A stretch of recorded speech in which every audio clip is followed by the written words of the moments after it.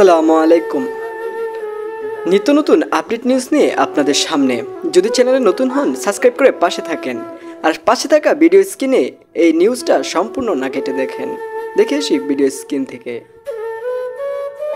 বর্তমান সরকার তারা কোনো ক্ষেত্রেই পয়েন্টিভ হতে পারছে না। তারা বলতে পারছে না নির্বাচন কবে হবে, তারা বলতে পারছে না ঠিক একজ্যাক্টলি কতদিন তারা ক্ষমতায় থাকবে, তারা বলতে পারছে না যে কতদিন পরে ক্ষমতা থেকে চলে যাবে, এবং তারা কি কি কাজগুলো করতে চাচ্ছে। এটা ডেফিনিট যে শব্দটি, এই শব্দটি তারা ব্যবহার করতে পারছে না। তারা সবসময় ইনফিনিট শব্দটি ব্যবহার করছে। তারা সংস্কার করবে, কি সংস্কার করবে? এটা করব, ওটা করব, আমের সঙ্গে দুধ মাখাবো, ঘি খাবো, পোলাও খাবো, মাখন খাবো, এরকম হাজারো সংস্কার।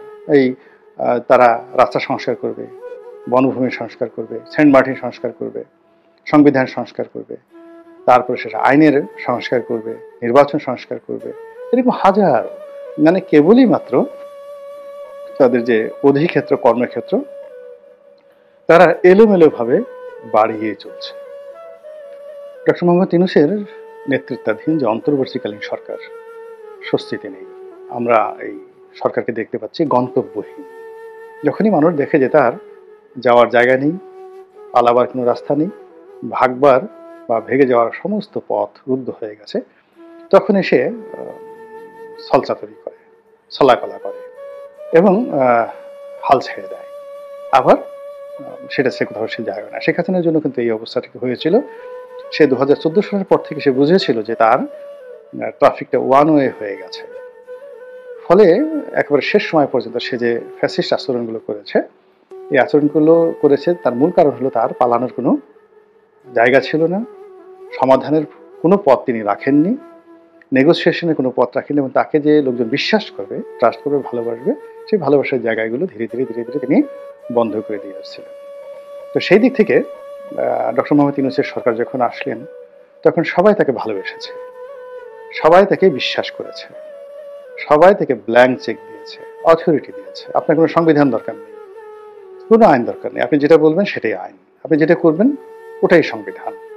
তো এই যে জায়গাটি 90 ডেজের পর এখন আর সেই জায়গাটি নেই। সেই অগ্রাধিকার ভিত্তিতে করতে গিয়ে তিনি 1 থেকে 1.5 মাস সময় নষ্ট করেছেন কেবলমাত্র আইন শৃঙ্খলা রক্ষা করা এবং পুলিশ বাহিনীর মনোবল ফিরিয়ে আনা এবং তাদেরকে পূর্ণ মাত্রায় ডেপ্লয় করার। ফলে কি হচ্ছে, এই পুরো আইন শৃঙ্খলাটা এমনভাবে ডেটোরিয়েট করেছে, পুলিশ এমনভাবে বিশৃঙ্খলা হয়ে পড়েছে যে এগুলোকে শৃঙ্খলাবদ্ধ করা এখন আর সম্ভব হচ্ছে না। আপনি চাল এবং ডাল আলাদা আলাদা থাকে, কিন্তু যখন একত্র করে ফেলেন তখন 1 কেজি চাল 1 কেজি ডাল এটাকে আলাদা করা খুব কঠিন হয়ে যায়। আবার ওটাকে যদি সেদ্ধ করে আপনি খিচুড়ি বানিয়ে ফেলেন, আপনি তো আলাদাই করতে পারবেন না, ঝোল হয়ে যাবে। এখন বাংলাদেশের অনেকগুলো সমস্যা, সেই অনেকগুলো সমস্যা আইন শৃঙ্খলার সাথে সাথে অর্থনীতির সাথে সাথে দখল বাণিজ্যের সাথে নিয়োগ